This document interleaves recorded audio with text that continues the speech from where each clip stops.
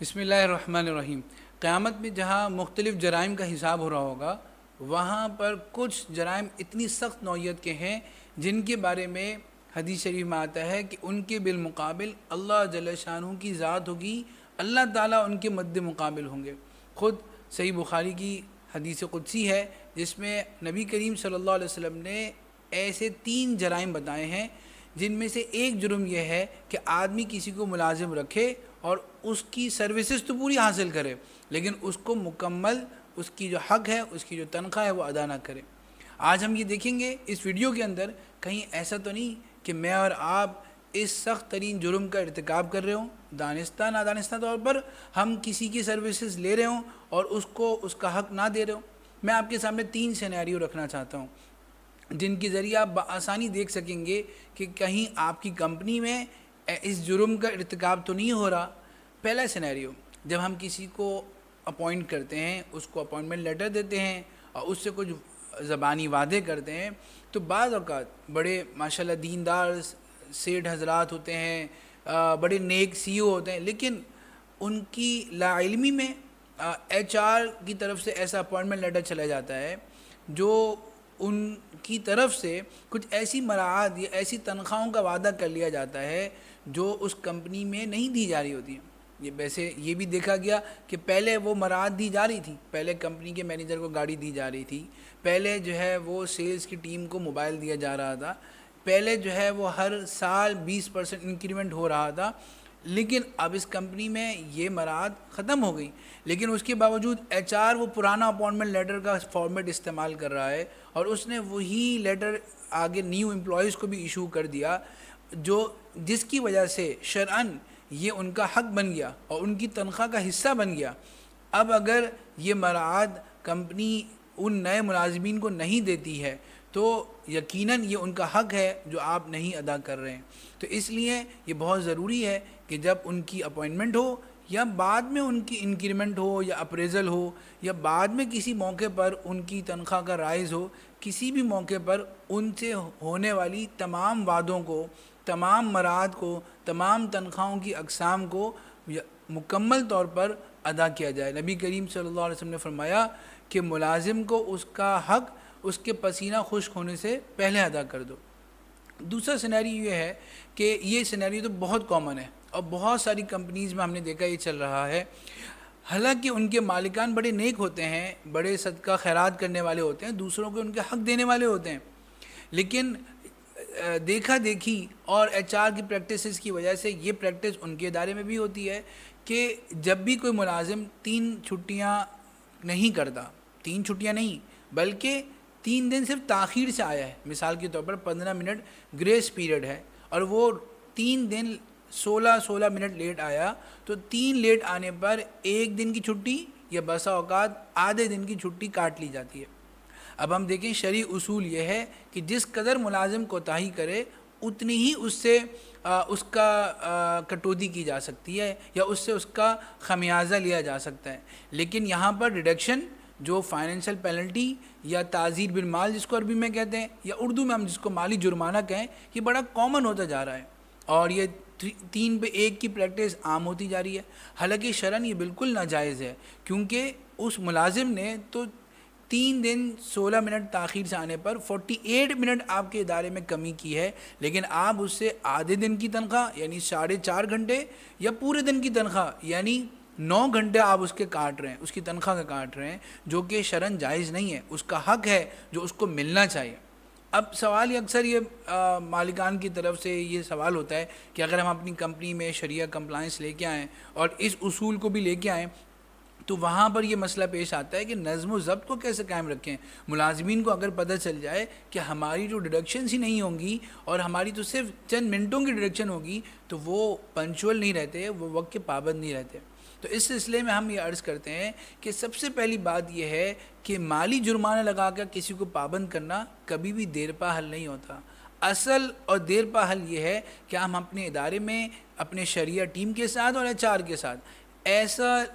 Culture develop کریں کہ لوگ خود وقت کے پابند ہوں۔ ہم ان کو اپنے شرعی ایڈوائزر کے ذریعے ایسی ٹریننگ دلوائیں اور ان کو بتائیں کہ ہمارے دین میں وقت کی پابندی کی کتنی اہمیت ہے، ہمارے نبی صلی اللہ علیہ وسلم خود کتنے وقت کے پابند تھے۔ آپ دیکھیں آج بھی اس گئے گزرے دور میں حضور صلی اللہ علیہ وسلم کی تعلیمات ایسی چل رہی ہیں کہ ہم نماز جیسی عبادت کے اندر جو سب سے بڑی عبادت ہے اس میں سب سے زیادہ وقت کی پابندی ہمیں نظر آتی ہے کہ 1:30 بجے اگر ظہر کی نماز ہے تو وہ 1:31 نہیں ہوتا۔ تو یہ کس نے ہمیں سکھایا؟ دین نے ہمیں نظم و ضبط سکھایا۔ تو اگر ہم اپنے ادارے میں دین کو لے کے آئیں گے، شریعہ ٹریننگ لے کے آئیں گے، تو انشاءاللہ لوگ امپلائی وقت کے پابند ہوں گے۔ لیکن اس میں ہمیں حضور صلی اللہ علیہ وسلم کی ایک سنت کو دیکھنا ہوگا کہ آپ صلی اللہ علیہ وسلم نے ہمیشہ اپنے عمل کے ذریعے دعوت دی اور اپنے عمل کے ذریعے لوگوں کو نیکی پر لے کے آئیں۔ تو اگر سی او، اگر ایم ڈی، اگر ایچ آر کے ہیڈ خود وقت کے پابند ہوں گے انشاءاللہ، تو آہستہ آہستہ پورے ادارے میں کلچر ڈیولپ ہو جائے گا۔ لیکن اگر یہ کلچر ڈیولپ نہیں ہو رہا اور اس میں ٹائم لگ رہا ہے تو اس وقت تک ہم کیا کریں؟ تو اس وقت تک کچھ سہولت، کچھ ہمارے پاس آپشنس ہیں۔ پہلی بات یہ کہ ہم ترغیب کے ذریعے، موٹیویشن کے ذریعے لوگوں کو پابند کریں۔ یعنی یہ پازیٹیو امپیکٹ کریٹ کرتا ہے کہ ہم جو پنچول اسٹاف ہے، جو وقت پر آ رہا ہے، اس کو ہم انسینٹیوائز کریں، ہم اس کو امپلائی آف دا منتھ کا ایوارڈ دیں یا ہم اس کو کچھ انعامات رکھ دیں۔ ہم کچھ الاؤنسز، کچھ انسینٹیو ایسے رکھ لیں کہ جو وقت کے پابند امپلائیز ہوں گے ان کو ملیں گے اور جو وقت کے پابند نہیں ہوں گے ان کو نہیں ملیں گے۔ تو چونکہ یہ انعام ہوگا، ان کا حق نہیں ہوگا، تو اس لیے ان کا طرف سے مطالبہ کرنا بھی جائز نہیں ہوگا۔ اور اس انعام کو دیکھ کر انسان کی طبیعت میں لالچ ہے، انسان حریص ہے، انعام کو دیکھ کر بھی بہت سے لوگ موٹیویٹڈ ہو جائیں گے اور وقت کے پابند ہو جائیں گے۔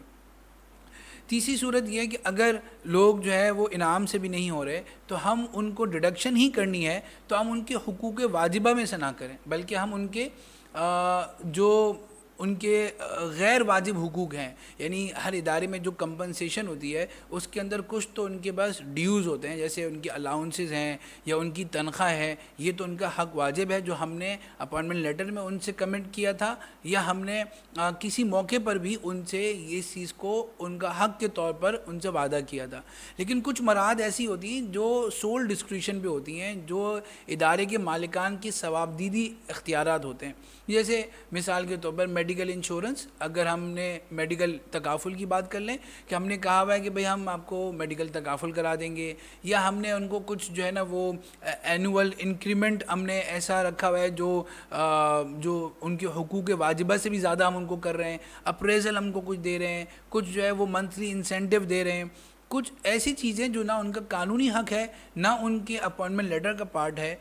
ان کو ہم اپنے ثوابدیدی اختیارات کے ساتھ ان کو انعامات دے رہے ہیں۔ تو یہ ڈیڈکشن جو ہے ان میں سے کر سکتے ہیں کہ آپ کو ہم نے یہ انسینٹیو رکھ لیا ہے، لیکن اگر آپ جو ہے لیٹ آئیں گے تو آپ کے ہر 3 لیٹ پر 1 دن کی تنخواہ کے بقدر ہم انسینٹیو ڈیڈکٹ کر لیں گے، تو یہ بھی ہو سکتا ہے۔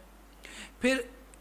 اگر یہ بھی ممکن نہ ہو رہا ہو اور ہمیں انسینٹیو کا بھی ایسا، کچھ کیڈرز ایسے ہوتے ہیں جن کے انسینٹیو بہت زیادہ نہیں ہوتے، ان کی صرف مالی حقوق واجبہ ہی ہوتا ہے، ان کی صرف تنخواہ ہی ہوتی ہے، وہاں سے بھی اگر ہمیں ڈیڈکشن کرنی ہے تو اس کی ایک صورت جو بالکل